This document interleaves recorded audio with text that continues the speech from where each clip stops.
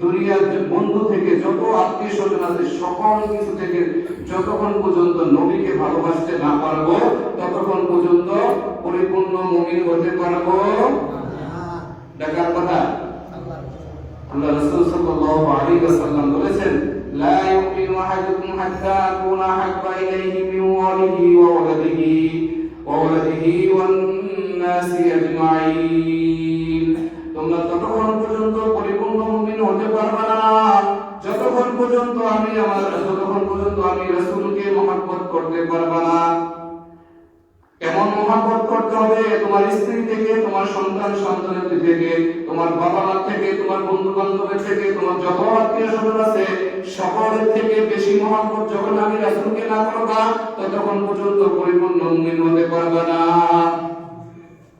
দেখার কথা। আল্লাহ রাসূল সাল্লাল্লাহু আলাইহি